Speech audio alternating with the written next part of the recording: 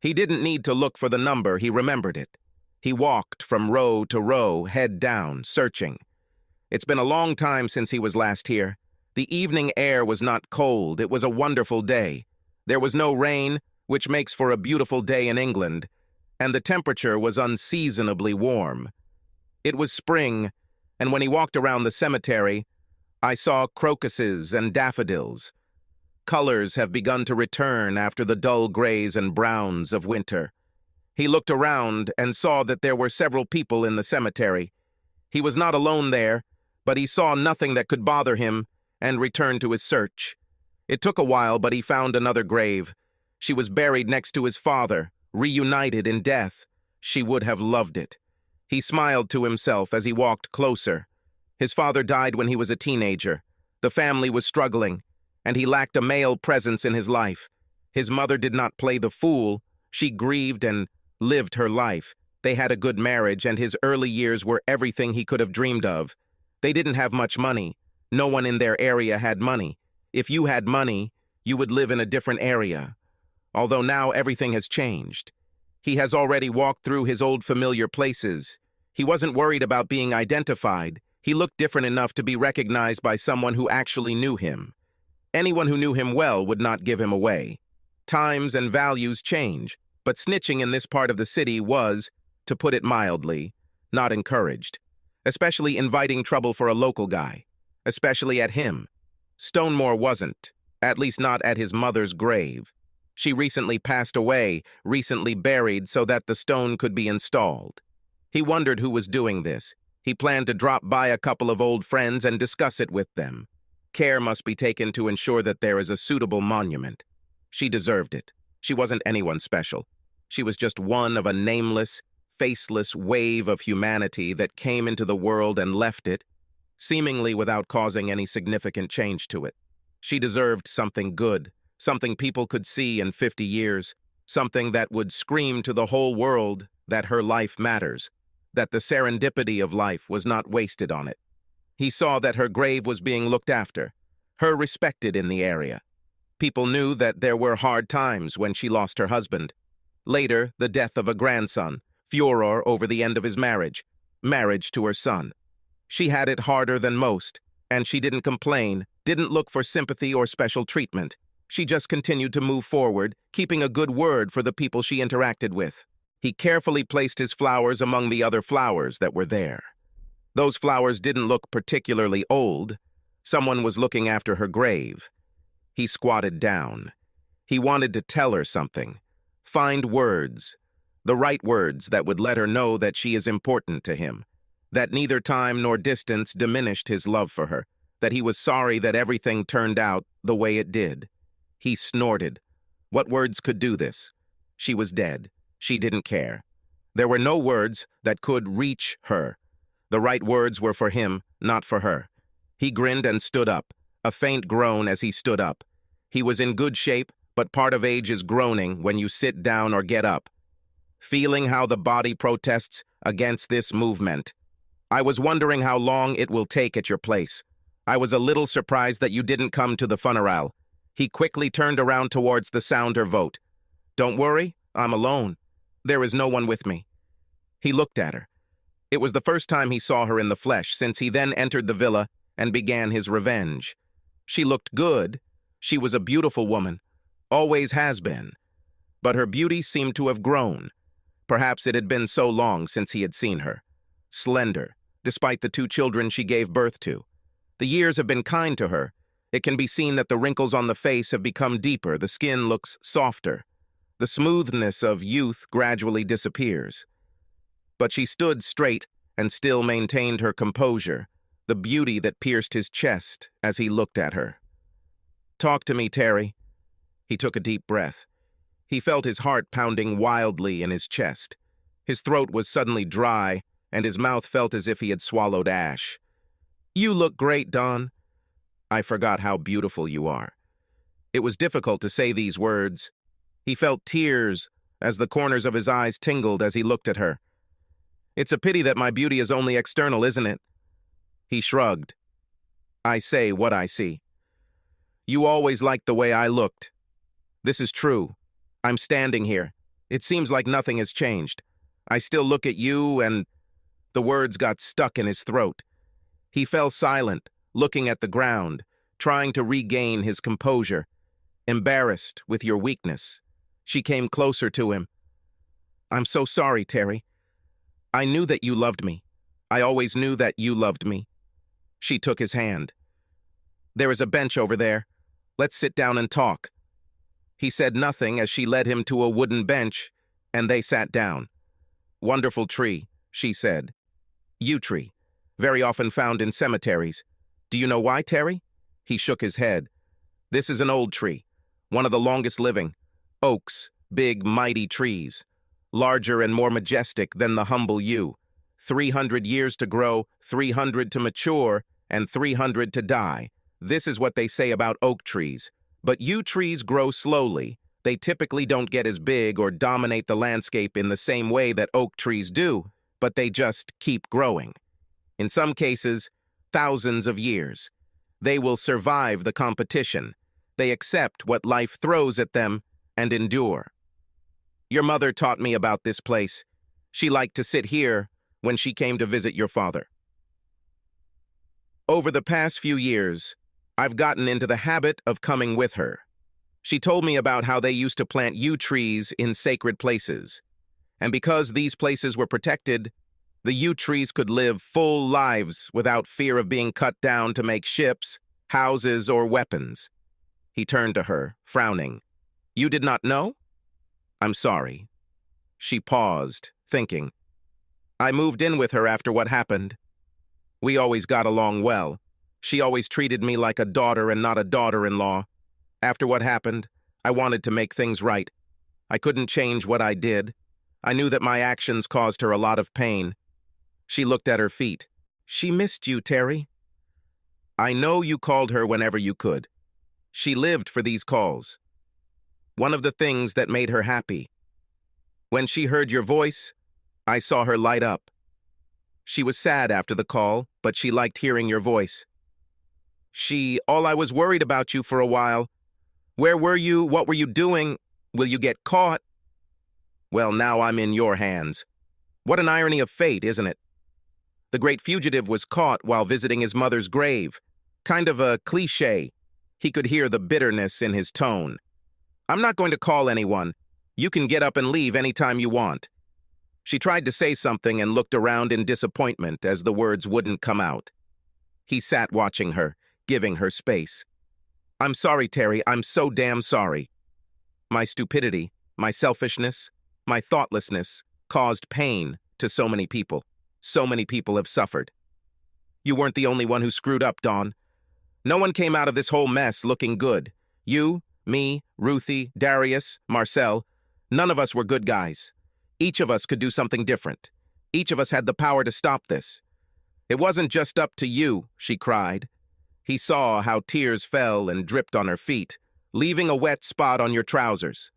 Continuous rain of tears. Her shoulders were shaking, not much, but he could see it. He reached out and placed his hand on her shoulder, moving closer so that they were sitting next to each other. She clung to him and cried even harder.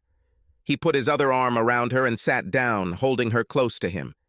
He could smell the shampoo she used to wash her hair. Weak, but the aroma remained. He noticed gray at the roots of her blonde hair. It took her a few minutes to calm down. She pulled a small handkerchief from her coat sleeve and dabbed at her eyes before putting it back. "Thank you." He moved away from her slightly, and she sat down on the bench. They both looked outside. The bench stood under a large yew tree, too wide for a person, even a basketball player, to wrap his arms around. It was located at the top of a small slope. Further down the slope, there was a small church that was in charge of the cemetery. Below, in the direction they were looking, was the city, and in the distance was the bend of the River Thames, as it left the capital and was turning rather at the mouth than in the river. "Your mother comes here almost every day to make sure your father's grave looks good and take some time to just think. I didn't go with her every day, probably most of the time, but not every day. I liked the time, come rain or shine, to sit and think. This doesn't sound like you. You were always busy, kept moving. I know. Maybe if I thought a little more. Stop it, Don. She turned her head at his harsh tone. You can blame yourself forever. We can do anything. It's one of those things that is inherent in being human. We do everything we can to overcome ourselves, imagining something that has never happened and will never happen. I have ruined many lives, the people I loved. Shit happens. She turned to face him. He saw her frown. He heard the anger in her words. How can you say that? Easily. Simple as that, Don. If you knew what was going to happen, would you have played with this idiot? He shook his head. This is a rhetorical question. Of course you wouldn't do that. You didn't think for a second that this would happen the way it happened. This could have played out a million different ways. You could get pregnant, or it could have been a one-time thing and I would never have known. You might start and then stop because you feel guilty. Many different things could have happened. Any of them could have happened. You had a role to play in what happened. Each of us had our own roles. But my role? Yes, you set it all in motion, but the seeds had already been sown. This happened for a reason, out of the blue. This was the sequence of events. Let's say, for example, that instead of you visiting Ruthie alone, I went with you. I would give up my quiet and relaxing weekend and go with you to visit our daughter. Something doable, something simple, something that could happen. If I had met Marcel, he wouldn't have introduced you to Darius. Or maybe he would have introduced you anyway. Maybe Darius would have been at the wedding, met you there and seduced you. Who knows? He looked at her. He looked intently into the depths of her cornflower blue eyes. Look at me, Dawn. It's not just your fault. All of us, every one of us, were included. You need to take responsibility for your role in this, and let's be honest, you were mean to cheat on me. But it's not all your fault. I have my share of blame that I must take upon myself. She looked away. He could read her disappointment. Be a martyr if you want, Dawn. I'm just saying you don't have to be her. It happened. It changed lives. We were all part of it. But how this will happen depends on us. You don't have to beat yourself up forever. Move on, leave it in the past. Everything is over. It is not that simple. Not for me. I have to take responsibility. No, I admit my involvement. I admit that there are things I could do to change our relationship so that you don't want to look outside of our marriage for excitement.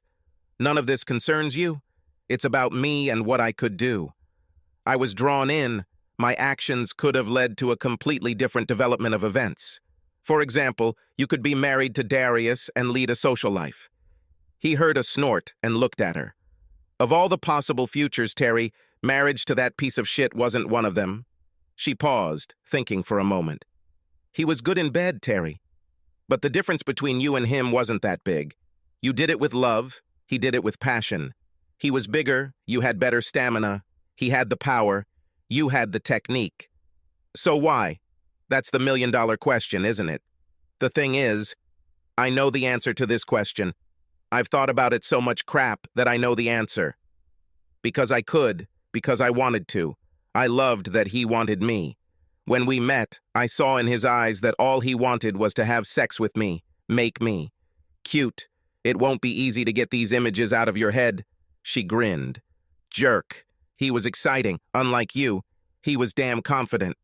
She looked at Terry, and he shrugged. She reached out and lifted his head so that he looked into her eyes. He didn't love me. He didn't build a house for me, didn't raise a family for me. He didn't work hard, didn't make sacrifices, didn't put up with my bad moods, my disappointments. You did all this and more, much more, and then you put me to bed and made me feel good. He just did the best light part. And like I said, the gap between him and you wasn't that big at all. I never stopped loving you. I still haven't stopped. He posed no threat to us. He was just fun on the side. A little feel-good. Something extra that I had. I didn't mean to leave you, not for a moment. I did not know that. You pushed me away. Game, Terry. It was a fucking game. It made what I had with Darius a little more poignant. But it hurt me when you pushed me away. Terry took a deep breath of the evening air, replaying their conversation in my mind. How did Mom die? Dawn's head turned quickly. I thought we were talking about what happened between us. This is true, but there are other things I would like to know about. Sorry. Stop saying that. She had a blood clot in her stomach. He blocked the artery. Didn't you know? Terry shook his head. I found out about her death only a few weeks later. I was going to call her, but someone else answered and they told me.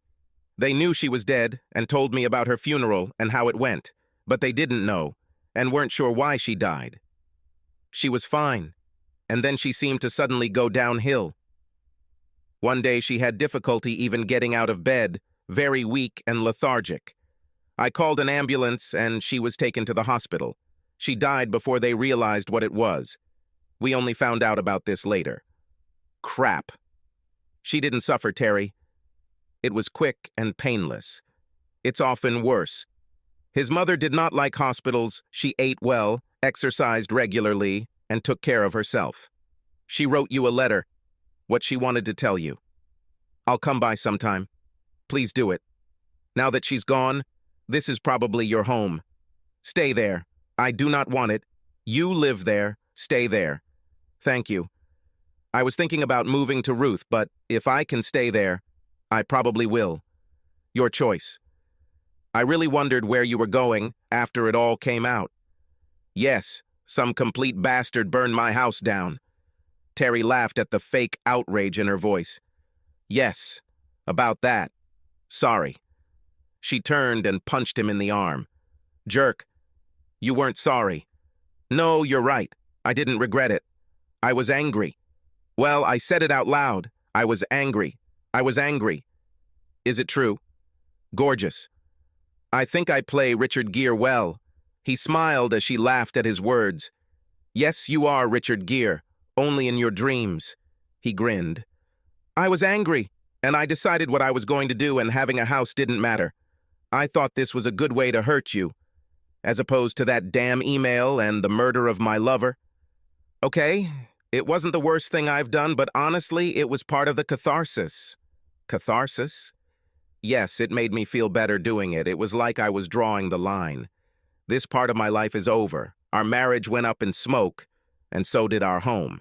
Do you see? It kind of works. Yes, it works great. Thanks for this. Glad it made you feel a little better. I'm not sorry, Don. I did what I did. She put her hand on his shoulder. It's over. It doesn't matter. You're right about that. It was another blow at the time. We returned from America after all this fuss, questions, and proceedings, and here it is. My house burned to the ground. The insurance did not pay out because this was done on purpose. Eventually, a developer bought the site. I think there are a couple of houses there now. I'll give you your share if that's what you want. Terry shook his head. I have enough money to get by. One thought came to his mind.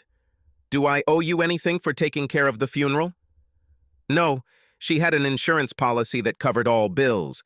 There is also a monument included. It's paid for. Yes. The text chosen for the monument, but I can probably change it if you want. She fell silent. No. As long as it's respectful, I don't really care. I'm sure I'll see it one day. Give me a reason to come back. Are you going to come again? I'm a runaway, Don. Wanted man. The police would prefer to talk to me a couple of times. Sorry, that was stupid of me. Was it difficult to escape? He shook his head. No, I did it on purpose when you were in the States. 2 black guys cheat and get punished by their husband for this cheating. The cops there didn't care. There weren't any locals there. It was a tourist place. Race problems, problems with cheating wives. You saw the reaction in the media. Half condemned me, half wanted to buy me a beer. But to answer the question, yes, I will move on. I don't think they're actively looking for me, but the sooner I leave the country, the happier I will be. It feels like I'm looking over my shoulder while I'm here. Where are you going? Sorry, I probably shouldn't have asked. For God's sake. The problem is that I don't know. How can you not know where you're coming? Now this is my life. This is how I live. It's horrible. Terry shook his head. No, this is what I want. This is probably what I always wanted, to just wander the earth. What do you mean? Do you remember Kung Fu, 70s TV series? A little ahead of my time. Yeah, smart ass. And my time too. But it was repeated in the 80s and 90s. A Shaolin monk in the Wild West who righted wrongs with kung fu. David Carradine or something like that. Vaguely. This is my life. Only without kung fu and without analyzing mistakes. I go wherever I want. If I want to go somewhere, I go. Just taking my time, putting one foot in front of the other. Careful and slow. I'm not in a hurry. Just enjoying where I am. Where do you live? I don't know. Everywhere and nowhere. Where I go. What? Do you stay in hotels? He shook his head. Damn rare occurrence. I can stay with friends or camp more often. I bought a boat and lived on it for a couple of years traveling the river networks. I lived in a Buddhist monastery for a little over a year. You? Buddhist? Have you shaved your head, O wise one? 10 years have passed, and after everything we've been through, you're still the most sarcastic person I know. I just had an image of you in my head, dressed in an orange robe sitting under a tree. I really can't imagine having a bald head. Terry laughed. Well, it happened. About 1.5 years in South India. I planned to stay overnight and stayed much longer. Why? I struggled with my feelings, especially with anger. I was very, very angry. I was angry at you for what you did, angry at myself for my response, angry at how things turned out, angry at the whole damn world. I only have one life, and what a mess I've made it into. Were they able to help? It took time, honestly, and a damn ton of work. I left a couple of times, but they brought me to where I am now, and I'm happy. You look good? Lots of exercise, healthy eating, and lots of meditation. I'm outside all day, rain or shine. It's not difficult at all. Quite simple. Yes, I shit in the bushes. I slept in hedges, under trees. I was very cold, very scared. I got robbed. Terry, I live my life, Don. I don't sit at a table, not locked in the house, not doing household chores. I don't communicate with people who don't want to be with me. I do what the Jack Reacher character does in those cheap books. I deal with what's in front of me and I don't worry. Well, maybe a little. This is not like life. You couldn't be more wrong. I see the sun rise and set almost every day. Sometimes I feel pain. I feel good after eating. I eat when I'm hungry and sleep when I'm tired. I live life. I don't beat around the bush in some distant daydream. I almost ran into 10 people today. They were so busy with their damn phones that they almost bumped into me. What the heck? At least I'm here. I know. What's going on around me? I met incredible people, ate wonderful food. Food I've never even heard of. Any women? The question was asked in a quiet voice. Terry turned to look at her and nodded his head. Sometimes. A little. More than a threesome, but not enough for an orgy. I'm not as good looking as your Darius, but for a couple of evenings I had company here and there. Don't humiliate yourself. You are a much bigger man than he ever was. Yes, but I wasn't. Dawn glanced at him quickly. Was. You did not know? Knew that? He struggled after what happened. He probably couldn't handle people's reactions, what you did to him. But mostly with the way people treated him. He hated that they knew what you did to him, deprived his masculinity. About 1 year or so later, he committed suicide. I'm so sorry, Don. Don't think about me. Don't apologize to me. That day, we returned to the room and realized what had happened. What a day. We had a great time at the spa, me and Ruthie, laughing, gossiping. We returned to the room, and our world collapsed. She looked down, worn out from the ground at your feet. She paused for a moment before continuing. We entered seventh heaven. I don't know if it was the smell or the silence or what, but we knew as soon as we opened the door that something was wrong. They were barely alive when we found them. I went with him to the hospital and made sure he was receiving treatment. Then the police and authorities took us away. It was a real 3-ring circus for a few weeks, and then we returned home. After that, I never saw him again. Sorry, I'm lying. I saw him once, about a month before he committed suicide. He reached out to me, wanted to talk. We had dinner together, and that was the last time I spoke to him. I kind of thought that after you left me when I saw the tattoo, that you would stay with him. Did you really think that I was going to leave you? Terry nodded. You had his tattoo. You didn't have sex with me. I saw his photos. I couldn't compete with him in terms of looks. He was younger than me, much stronger, and he had money. He was superior to me in every possible aspect. For weeks before the holiday, I dreaded every conversation I had with you, because I thought in every one of them you would walk out the door and leave me. Terry, Sorry? Yes, I know. It was a shitty period in my life. I never thought about it. Damn. That must have been terrible. I loved you. I really did. I really did. I know I behaved wrong, but I loved you. The thought of leaving you never crossed my mind. I wanted both of you. I knew you wouldn't share me. That's why it was hidden from you.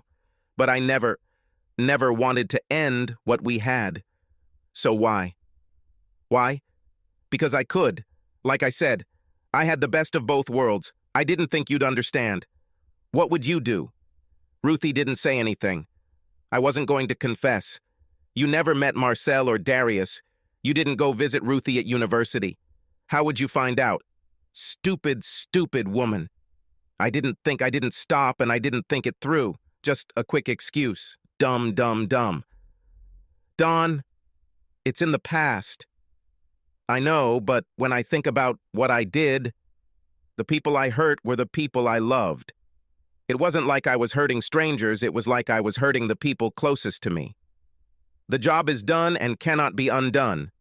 What you can do is move on and think about what you want to be, but you need to move on. You sound like my therapist. I feel like I'm your therapist. They laughed at his quick answer. Seriously, do you need any help? Dawn nodded. She looked at the backs of her hands, at the veins, at the hairs. I've been getting help since it happened. A little insight into why, a little about how to cope with trauma. Something for, like you said, about coming to terms with what happened and moving on. Fine. Don't you hate me? Terry laughed. No, of course I don't know. At first I was incredibly hurt and felt rejected, got angry, and there were times when I hated you. But over the years, my feelings softened and changed. This conversation will excite them again. In the future, when I think about you, my feelings will continue to change. I'm glad you don't hate me. I was afraid of this, but I think there were times when I hated you for what you did. I can believe it. My reaction was, how shall I say, somewhat extreme. Understatement? Extreme is a good word. Terry smiled. I didn't know if you could handle this. Remember Phil Newman? Yes, vaguely. The team leader you spoke with? This is the same one. Remember his story about a children's toy? He watched as understanding appeared in her eyes. He nodded and smiled at her. He was a proud father. Really cared for his child, did anything for him, and I remember when Ruthie was born, talking to him about being a father. We talked a lot about this. I wanted to be a good father, and he was what I thought was one. I remember asking him about discipline and how he achieved it. Dawn raised a finger to stop Terry. Let's watch, and is this a story? He told you about how he stepped on one of his son's favorite toys when he was misbehaving. That's it? He insulted his grandmother, Phil's mother-in-law, and did not apologize. Knew he was wrong, but his attitude was kind of, fuck you. I remember this story. Phil said, take your favorite toy, and it was a plastic toy. Transformer, metal and plastic. It's right, the kid brought a toy. Dad looks at him, puts her on the floor and stomps on his work boot. It breaks into pieces in front of a child, without warning, without alterations. There is no second chance. Phil said it better, said it was traumatic. The kid's reaction was overwhelming, but he never, ever doubted Phil again. And he never offended his grandmother. Here, I understood. You stepped on my toy. I tore the bastard to pieces and left it for you to find. You knew I did it, I wasn't hiding. Left you my ring to make sure you knew. He trampled it, crushed it, and left you to pick up the pieces. Literally and figuratively. Before this, one evening I was sitting at work and thinking about how I could deal with what you were doing. I was in pain and bad. I decided what to do and what I would like my life to look like. I remembered Phil, and bam, I had my answer. Break your toy. So, I smashed it, broke it so you couldn't play with it anymore, and then I gave it back to you. Phil's son learned the same lesson. What was funny is that now I think about the conversation with Phil. I remember telling Phil that he was bloody cruel at what he did, and he agreed. Said it was one of the hardest things he's ever done. He knew how much it would hurt his boy, but it was right. Taught him a valuable lesson. Doing that with your toys was the hardest thing I've ever done. He could see her sitting there, struggling to process what he had told her. He patted his pockets and pulled out a pack of cigarettes. He offered them to her, and she made a face. He lit a cigarette and took a deep breath. I didn't think you smoked. I didn't smoke for you because you hated it. I still don't like it. A foul-smelling habit. And it's killing you. She shook her head. Drop it, please. As if you care. I care. I know I did a really bad job of showing it, but I loved you. I still love you. Yes? Yes, Terry. Yes. I still love you. I don't know if you know, but we're still married. Only because you can't find me to give me the divorce paper. No. If that were the case, after 7 years, I could declare you legally dead and end the marriage. I don't want a divorce. No? What do you want us to get back together? He laughed. No, I don't think that, given everything that has happened, we will succeed. You think so? She looked at him and saw a smile on his face. Listen, just because we're not together doesn't mean I don't think about you. I still love you. I miss you like crazy. I'm still your wife because I want to be. Not because I have to be, but because I want to be a wife. I talk to you every day. Stupid. Marriage is for life. I screwed up. I screwed up our marriage. That was my fault. I know we're not a couple, but I still want to keep this connection with you, and I won't be the one to break it. Don't be stupid, Don. You are still young and beautiful. Do not give up. Find a good man and become his ideal wife. Your first marriage may not have worked out well, but you only have one life. Make yourself happy.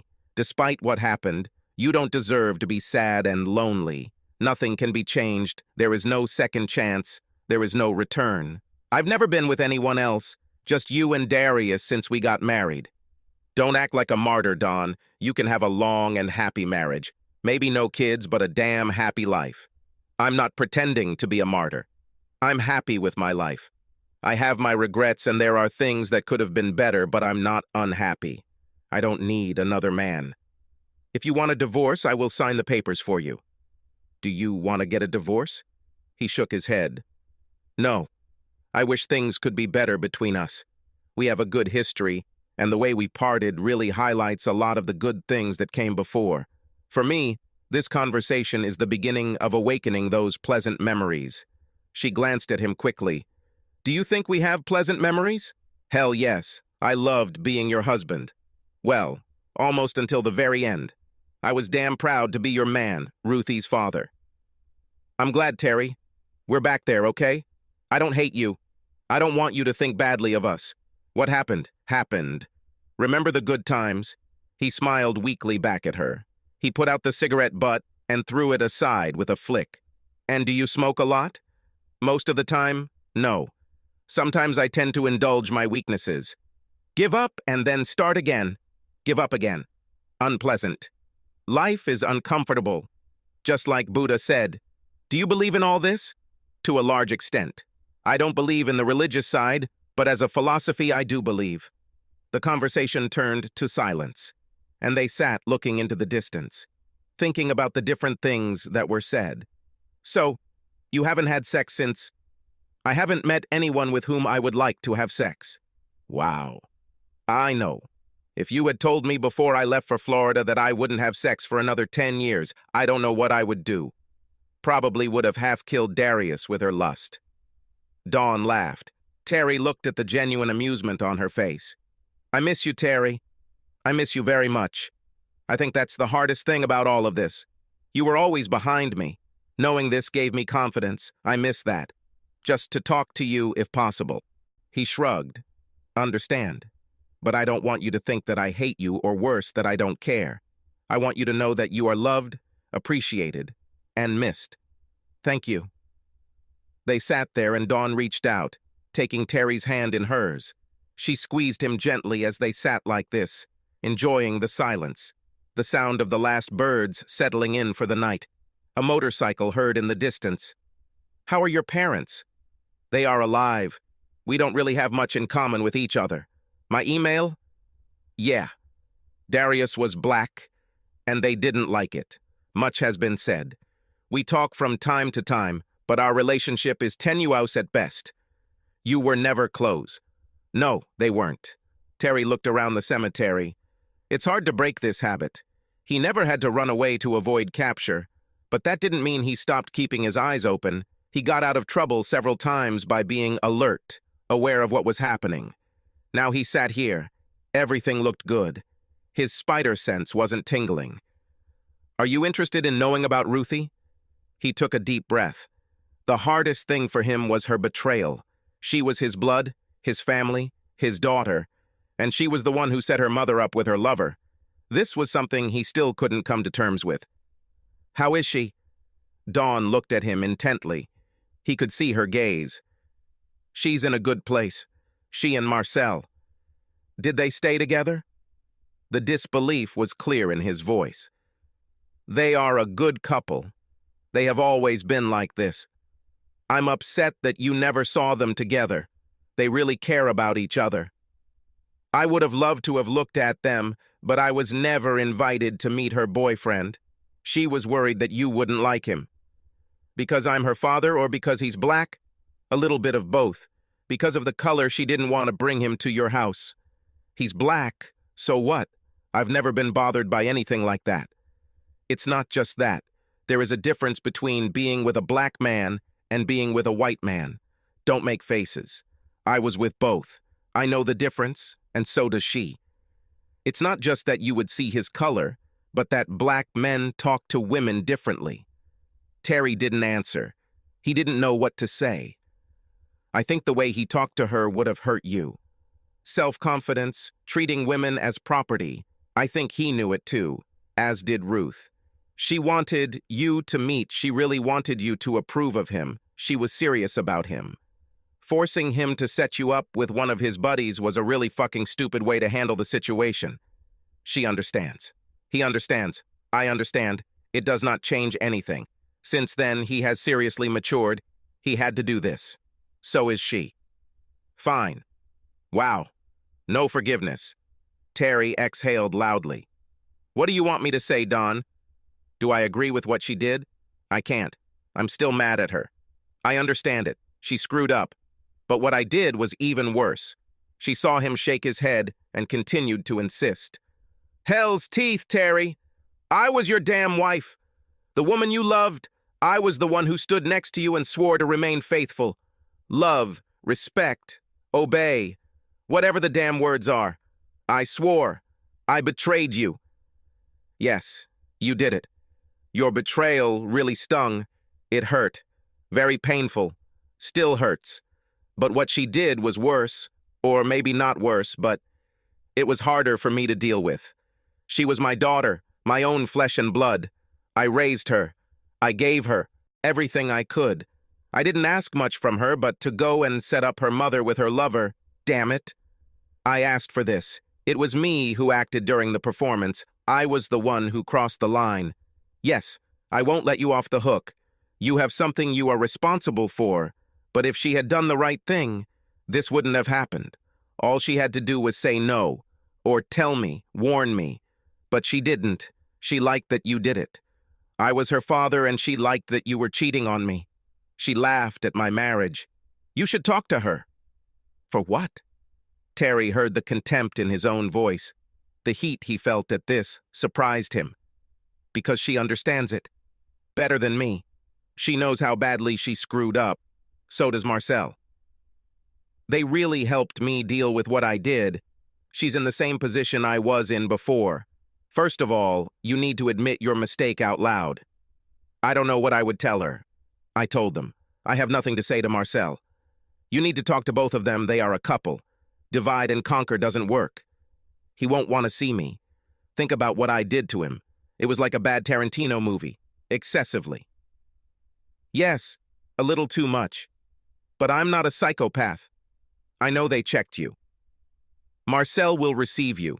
They'll both do it. You may have nothing to say to them, but they have a lot to tell you. I bet. I was pretty strong in my disapproval of their actions. I would assume they want to get even. Your imagination is deceiving. They want to fix everything. Give you a chance to meet your grandchildren. Sorry, Don, but I assure you that Marcel is not the father of the children. Did you really do to him what I think you did? Yeah. One of my strongest protests is against their behavior. Wow, I was just struggling to believe it. I saw the list of things you did. Darius told me. He learned some things only after he came to the hospital. Seriously, Terry, they would love the chance to talk to you. Talk to them on the phone. I'll give you their number. Talk to them, see what they say. I think you'll be glad you did. No tricks. Given what you said and the way you said it about what Ruthie did, I think you need to talk to her about something. I think that at the end of this conversation, your feelings will change. I will think about it. Please do it. Not for me, not really for them. This is for you. I hear that her betrayal hurt the most. Give me their number, and I'll think about it. No promises, okay? Fine. Thank you. Give me your phone number and I'll enter their number. And mine too. Sorry, baby. You will need to write this down. There is no phone. How did you call your mother? From phones, when I could find them. Most villages have them. Expensive, but worth it. Damn it, you're not making it easy on yourself, are you? I am not looking for easy ways. I do not want it. I want to feel pain and difficulty. Feel tired and in pain. I want to be alive. Before this, I spent years being treated kindly and I don't want to go back. Working at a desk on a computer, no thanks. To sleep in a bed so comfortable that kings and queens could not afford such luxury and yet never appreciate it? No, to hell with that. Do you remember when you were a child? When you were little and just ran away? Run and run as fast as you can until you can't run anymore, until you're gasping for air, almost sick from the exertion. It was that you were alive. When was the last time you felt this way? When was the last time you lived? He stopped. He wasn't trying to sell his lifestyle. It didn't matter what she thought or what others thought. This was his life, his only life, and he would live it the way he wanted, on his own terms. How long are you going to do this? Every day. Every day for the rest of my life. Don, this may seem rude to you, but it really isn't. At least not to me. I'm a tough cookie. I'm used to it. Any pain I feel just makes me appreciate being alive. Whether it's physical or emotional pain, I can feel it because I'm here and I'm alive. Many other people can't say the same. This rude dream means that I say good night at sunset and good morning at sunrise, and I have seen sunrises and sunsets that would make you cry. I saw stunning beauty and real hardship. I laughed and cried. I'm a happy guy. I always thought I was lucky to marry you, that you were in my life, and then when Kevin and Ruthie. I couldn't believe my luck. He shook his head. He took her hand and kissed the back of it. You hurt me, but you also penetrated my cocoon with which I surrounded myself and my life. You tore me apart, but I felt something. Anger, rage, humiliation, loss, many different emotions. I felt alive.